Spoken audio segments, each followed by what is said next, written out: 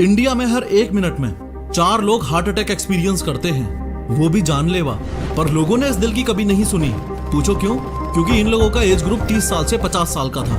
वो चुनौती है heart attack. Heart attack, heart attack, heart attacks, heart attack, अचानक हार्ट अटैक। ऐसे 8-10 हादसे देखने के बाद लोगों ने बेचारे इस दिल की अब जाके सुनी है। और चूंकि फिट लोगों को भी हार्ट अटैक्स आ रहे हैं, तो कहीं अगला नंबर आपका तो नहीं। डरो मत, ये साइंटिफिक और अवेयरनेस वीडियो है। पर सवाल ये है कि हाल फिलहाल यंग इंडियंस जो हार्ट अटैक से लगातार अपनी जान गंवा रहे हैं, क्या वो कोरोना वैक्सीन की वजह से है? क्या वो जिम जाने की वजह से है? या असलियत कुछ और ही है? और हाँ, What's one thing you would never do as a cardiologist? I would never. Last में इस बारे में भी बात करेंगे।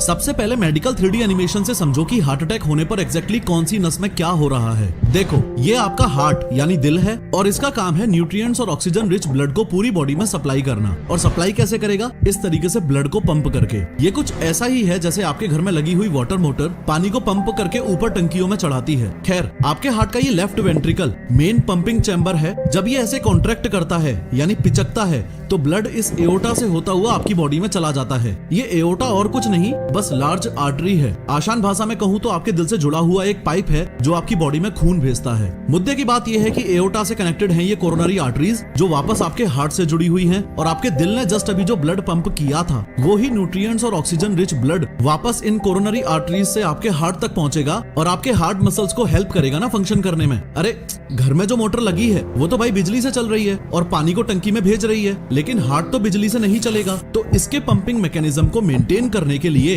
ये ऑक्सीजन और nutrients rich blood in coronary arteries के थ्रू वापस हार्ट की मसल्स को मिल जाता है ताकि दिल धड़कता रहे। इतना समझ आ गया तो अब ये भी समझो कि हार्ट अटैक के टाइम एग्जैक्टली होता क्या है। हार्ट अटैक के समय ये जो कोरोनरी आर्टरीज हैं, ये ब्लॉक हो जाती हैं। बस इनके ब्लॉक होने को ही हार्ट अटैक बोला जाता है, क्योंकि कोरोनरी आर्टरीज बंद हो जाएंगी तो धीरे धीरे हार्ट मसल्स को ऑक्सीजन ना मिलने से हार्ट मर जाएगा। उससे पूरी बॉडी में ब्लड और ऑक्सीजन नहीं पहुंचेगा और इवेंचुअली इंसान की डेथ हो जाएगी। यहाँ तक आपको ये तो समझ आ गया कि पूरी दुनिया में हार्ट अटैक सिर्फ एक कारण की वजह से हो रहा है, जो है एथेरोस्क्लेरोसिस। घबराओ मत, मेडिकल लैंग्वेज में इन आर्टरीज के ब्लॉक होने को ही एथेरोस्क्लेरोसिस बोल दिया जाता है। पर इस वीडियो के टाइटल को मद्देनजर रखते हुए अभी भी हमें ये पता लगाना है कि आजकल यंग इंडियंस में ये आर्टरीज आखिर क्यों ब्लॉक हो रही हैं। देखो, ये आपकी कोरोनरी आर्टरी है, इसमें ये ब्लड फ्लो हो रहा है, लेकिन इंसान की कुछ हरकतों की वजह से यहाँ आर्टरीज की वॉल्स पे ऐसे फैटी सब्सटेंसेस इकट्ठे हो जाते हैं जिसे प्लैक बोलते हैं। इस प्लैक की वजह से आपकी आर्टरीज नैरो हो जाएंगी और आपकी हार्ट मसल्स तक ना के बराबर खून पहुंच पाएगा। हार्ट अटैक के मैकेनिज्म को बेटर समझाने के लिए मैं कुछ रियल लाइफ एग्जांपल्स को साथ लेके चलता हूँ। 10 अगस्त 2022 को कॉमेडियन राजू श्रीवास्तव को जिम में हार्ट अटैक आता है और धीरे धीरे मार्केट में खबर फैल जाती है कि भैया जिम मत जाओ, जिम जाने से तो हार्ट अटैक्स आ रहे हैं। लेकिन क्या इस बात में जरा भी सच्चाई है? नो। तो राजू श्रीवास्तव सर को जिम में हार्ट अटैक क्यों आया? ध्यान से समझो। कोई भी इंसान जब जिम में वर्कआउट करता है तो उसकी बॉडी में ब्लड तेजी से पंप करता है और प्रिस्क्राइब्ड लिमिट को क्रॉस करके हाई इंटेंसिटी वर्कआउट करने पर ये जो आर्टरीज की वॉल्स हैं, ये रप्चर हो सकती हैं और कुछ इस तरीके से प्लैक इन आर्टरीज को ब्लॉक कर देगा, जिससे हार्ट मसल्स तक ऑक्सीजन ना पहुंच पाने से हार्ट बीट करना बंद कर देगा। तो क्या इसका मतलब ये हुआ कि आप जोर लगा के एक्सरसाइज करोगे तो आपकी आर्टरीज भी रप्चर हो जाएंगी और आपको भी हार्ट अटैक आएगा? नो। तो क्या इसका मतलब ये हुआ कि ऋतिक रोशन और जॉन अब्राहम का ट्रेनर क्रिस ग्रेथिन जब कहता है कि लास्ट रैप में अपनी पूरी जान डाल दो तो वो गलत है? No. And so I would train to absolute failure, meaning that I couldn't do one more rep, even if my life depended on it, around 50 repetitions.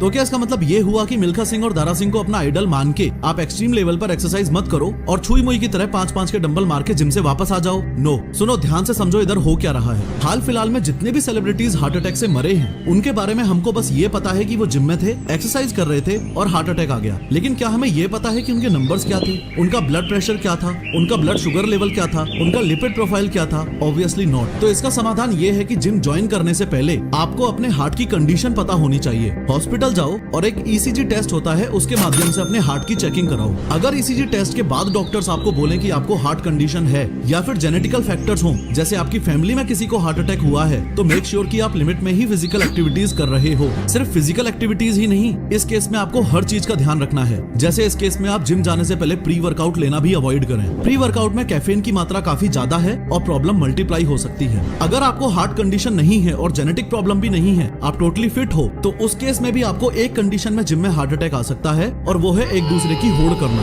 Gym में घुसते ही आपने देखा राइट साइड में दोस्त इंटेंस वर्कआउट कर रहा है, left side में क्रश वर्कआउट कर रही है और अपनी मर्दानगी साबित करने के लिए आपने 40-40 के डंबल्स उठाए और सीधा इंक्लाइन डंबल बेंच प्रेस पर ले लिए। इस बेवकूफी भरी हरकत से आपकी हार्ट मसल्स पर अनएक्सपेक्टेड लोड आएगा और आर्टरीज के वॉल्स के रप्चर होने के चांसेस बढ़ेंगे। वो इसलिए क्योंकि जिम में घुसते ही क्या आपने स्ट्रेचिंग की? नो। क्या आपने वार्म अप किया? नो। अगर इंटेंस वर्कआउट कर रहे हो तो अपनी बॉडी को उसके लिए प्रिपेयर तो करो। आर्टरीज ब्लॉक होने से हार्ट अटैक हो रहे हैं और हार्ट कंडीशन ना हो तो जिम जाने से हार्ट अटैक्स नहीं आते। ये दोनों बातें आपको अच्छे से समझ आ गई। इस वीडियो में लास्ट बस अब हमको ये समझना है कि यंग इंडियंस में कोरोनरी आर्टरी में ये जो फैटी सब्सटेंसेस और कोलेस्ट्रॉल यानी प्लेक इकट्ठा हो रहा है, इसको कैसे रोकें। अगर इसका देखो, डॉक्टर्स का कहना है कि कोरोनरी आर्टरीज में इस प्लेक के पीछे 3 चीजों का हाथ है। मेरी टेबल पे रखी ये तीनों चीजें आप देख रहे हो। न्यूट्रिशनल लैंग्वेज में इनको 3 व्हाइट पॉइजन्स बोला जाता है और टेंशन की बात यह है कि ये हमारी ईटिंग हैबिट्स का अहम हिस्सा बन चुकी हैं। और ये तीनों चीजें हैं सॉल्ट यानी नमक, रिफाइंड शुगर यानी चीनी और तीसरे नंबर पे है मैदा। एक स्टडी सजेस्ट करती है कि किसी भी कंडीशन में एक इंसान को एक दिन में 5 ग्राम से ज्यादा नमक नहीं खाना चाहिए। लेकिन बैड न्यूज ये है कि रिपोर्ट्स के अनुसार इंडियंस ऑन एन एवरेज एक दिन में 11 ग्राम सॉल्ट खा रहे हैं, जो कि प्रिस्क्राइब्ड लिमिट के दुगने से भी ज्यादा है। सिमिलरली प्रोफेशनल सजेस्ट करते हैं कि किसी भी कंडीशन में एक इंसान को एक दिन में 30 ग्राम से ज्यादा चीनी नहीं खानी चाहिए। हाँ, 30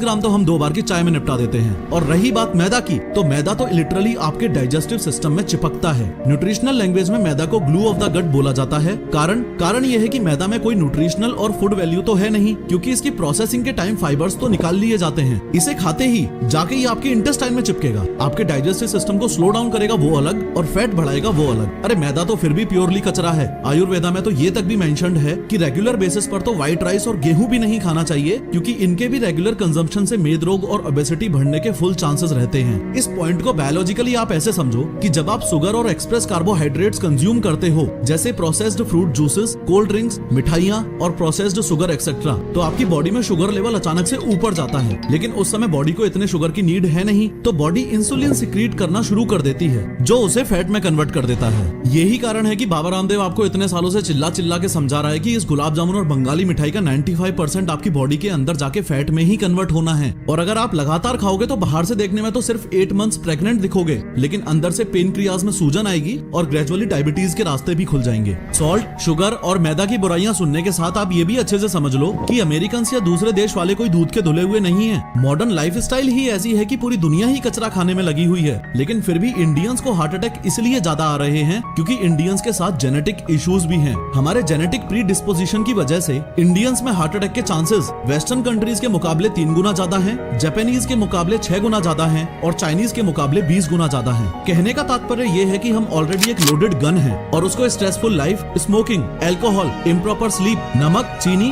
और मैदा वाली वेस्टर्न लाइफस्टाइल के साथ कंबाइन किया जाए तो दिल पे गोली चलेगी ही चलेगी। रही बात कोरोना वैक्सीन की, तो कई स्टडीज में ये बात सामने आई है कि जिन जिन लोगों को mRNA वैक्सीन लगी थी, उनमें से काफियों में हार्ट इश्यूज नोटिस किए गए हैं। लेकिन ऐसे हार्ट इश्यूज जो बहुत रेयर एंड माइन्यूट हैं और कंप्लीटली रिकवरेबल हैं, जिन्हें मेडिकल लैंग्वेज में मायोकार्डाइटिस बोलते हैं। कोरोना वैक्सीन लगने से किसी को हार्ट अटैक तक आ जाए, ऐसे केसेस सामने नहीं आए हैं। लेकिन अगर आप मुझसे पर्सनली पूछते हो कि मैं इस बात पर कितना भरोसा करूंगा, तो मेरा आंसर है रत्ती भर भी नहीं। ये $बिलियन मेडिकल इंडस्ट्री के ड्रग माफियाज आपके सामने वही रिपोर्ट्स और स्टडीज पुट करवाएंगे जिनसे इनको नुकसान ना पहुंचे।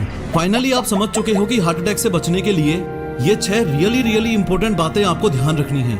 लेकिन इन सबसे ज्यादा जरूरी है ये 7वीं बात। कान खोल के सुनो, हार्ट एक्सपर्ट्स क्या बोल रहे हैं। What's one thing you would never do as a cardiologist? I would never smoke. I would never smoke anything. I would never smoke. I would never smoke. Smoke. It's the worst thing you can possibly do for yourself. खैर reports बताती हैं कि heart attack के पहले 1 घंटे में 30% लोगों की जान चली जाती है और 8 से 10 मिनट के अंदर ब्रेन में परमानेंट डैमेज तक हो सकता है। लेकिन ये दोनों ही चीजें रोकी जा सकती हैं अगर आपको ये पता है कि CPR कैसे देते हैं। इनफैक्ट CPR देते वक्त कई बार तो रिब्स भी टूट जाती हैं और डॉक्टर्स ये भी कहते हैं कि रिब्स टूट भी जाएं तो भी CPR चालू ही रखना है। खैर अगली वीडियो में CPR देना सिखाऊंगा, लेकिन रुको, इस वीडियो पे क्लिक करके ध्यान से समझो कि स्मोकिंग करने से धीरे धीरे लंग्स और हार्ट कैसे डैमेज होते हैं। Like, share and follow Rafikyo.